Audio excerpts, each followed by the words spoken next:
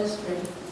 Dear Heavenly Father, thank you so much for giving me this opportunity to preach your word to your people. Lord, not just to your people, but to me as well. And Lord, I ask that you open our hearts and our minds to the things that you want to say to us. And let us, Lord, not only listen to what you want to say to us today, but throughout the rest of our lives. Lord, keep us safe, and thank you so much for the Sabbath. In your name we pray. Amen. Okay. Today my message is going to be about our health. Who here in this congregation is concerned with their health? Everyone, of course, right? I mean, nowadays so many diseases are being discovered, it's kind of hard not to. There are many diseases out there in this world today that are easily contracted by viruses and bacteria. Most of these diseases get a lot of media attention and even being broadcasted on the news. Yet every day, scientists discover new treatments, hoping it'll cure. As vulnerable as we are, there are multiple ways to contract such diseases and illnesses. And avoiding them is extremely difficult because we really can't see them coming.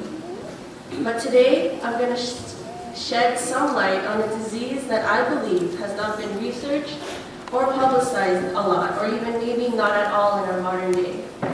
There's no scientific name to it, just a 5-letter word named pride. Pride, a high opinion of one's own worth or possessions, too high an opinion of oneself, conceited, vanity, arrogance, and act as if better than others, and etc. Does any of these descriptions remind you of anyone? Pride isn't something your average everyday guy would worry about contracting. He's more concerned with other things like his job, his money, his looks, his cars, etc. Usually the symptoms of this disease are masked, and a lot of us don't realize we have it. Situations such as difficulty accepting correction, difficulty admitting to a mistake, craving for attention, being oversensitive, trying to get noticed, seeking attention, wanting to be important, are associated with this disease. And as hard as it is to avoid, it takes on so many forms, like pride of power, pride of intelligence, pride of talent, pride of good looks and appearance, possessions, and spirituality. As a matter of fact, it's hard to avoid. This disease is also known as the me, myself, and I disease. And it originated back to Lucifer when he first gazed at himself. Thoughts of overthrowing God began to sink in, and the disease of pride started to take over. He then passed this disease on to our first parents when he told Eve that if she ate this apple, she could be like God. Then it got passed on to Cain, who thought his sacrifice was self-sufficient. In all situations, what was the so-called bacteria that was used to cause this disease? Ourselves. And they passed it on to us, and disease will continue on forever until Jesus comes again. But just like any disease, it must go through a series of tests to know that the disease is actually there. And for some of us, it'll take many trials and situations for us to realize that we too suffer from this disease. Pride manifests in the human being like that of cancer. Cancer is an overgrowth of abnormal cells that just won't stop growing, gradually getting bigger and bigger, and eventually causing dysfunction within that person. So, since pride is like cancer, where does this overgrowth of theoretical pride cells occur? Well, today in society, the ego represents self. And it's very common for someone who is full of pride to have a huge ego. So, presumably, this overgrowth of cells causes dysfunction to the ego, which is located most commonly in the mind, causing an imbalance of the mind. This imbalance occurs because the person has concentrated only on themselves, leaving all other functions and aspects of the mind dormant. Ellen G. White says that those with an imbalanced mind cannot be used effectively because every part of the mind depends on one another. So our ability to follow God and allow Him to enter our lives won't happen because we've proven to Him we're ineffective. So, what happens then if this cancer of pride does not stop? Let's turn to Proverbs 16:18.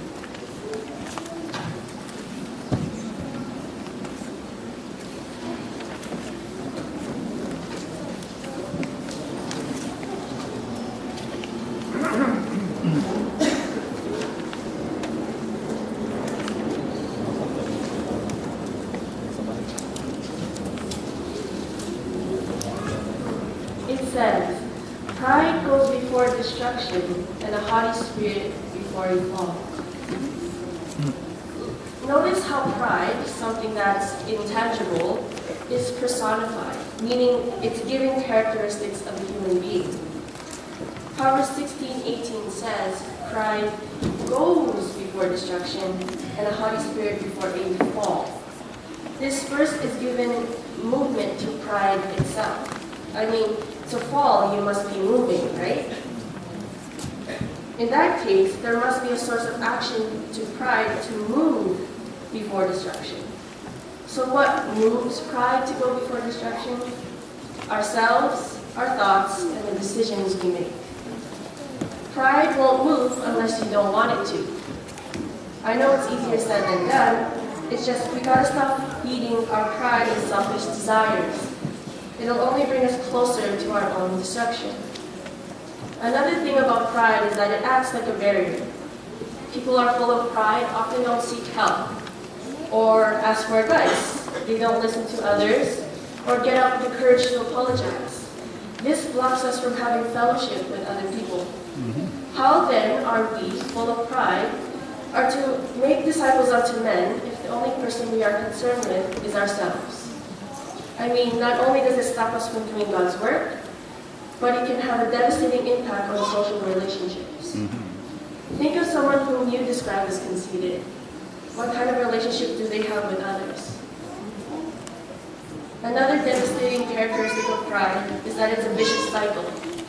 Since the mind is unbalanced, as said by Ellen G. White, then the ability to make sound judgments lays dormant.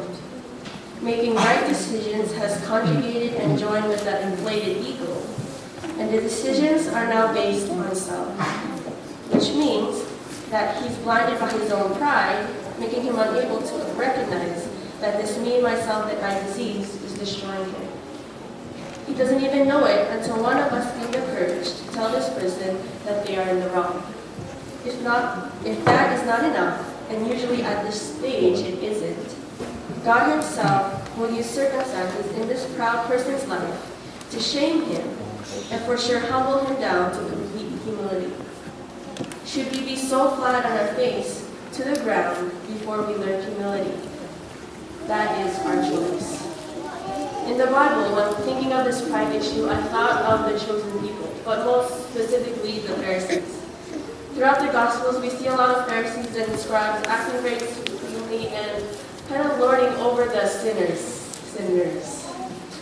They're very peculiar about the do's and don'ts, almost like they have obsessive compulsive disorder, where everything and anything had to be specifically done in a certain way. According to Canadian Mental Health Association, OCD occurs when worries become obsessions and the compulsive rituals become so excessive that they dominate a person's life. Does that not sound like the Pharisees? Desire of Ages says on page 30, hatred of the Romans and national and spiritual pride led the Jews still to adhere rigorously to their forms of worship.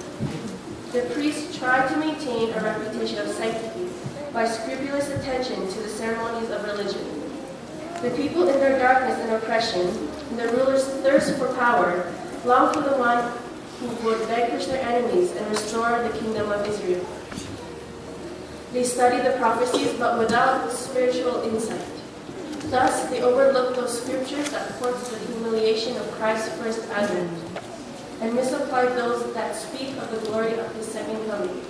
Pride obscured their vision. They interpreted prophecies in accordance with their selfish desires. So why did this happen? An unbalanced mind. Their vision of Christ was dwarfed by the fact that they paid scrupulous attention to other things and that not of the love of Christ. They wanted a Messiah to destroy the Romans and take vengeance on them so that Jerusalem could reign supreme. That was who they were looking for. They weren't looking for a man who dressed himself with humility. And that's why they did not recognize the Messiah. They were looking for a man who was exactly like them. Now we're going to look at a biblical example of how we can remedy this disease called me, myself, and I. Let's turn to Luke 13. In the beginning of chapter 13 in Luke, here we see Jesus healing a woman with a spirit of infirmity. The advisor of the synagogue comes and rebukes Jesus of him healing on the Sabbath. But Jesus rebukes back, correcting the way in which the advisor saw the Sabbath. Jesus wanted the advisor to see things in a different light, the opposite of what pride would have done. You know, ask yourselves, why would you want to correct someone in the first place? To fix them, so to say, and correct their wrongdoings. And in all honesty, because we all think we're right? In Luke 13, the Jewish advisor corrects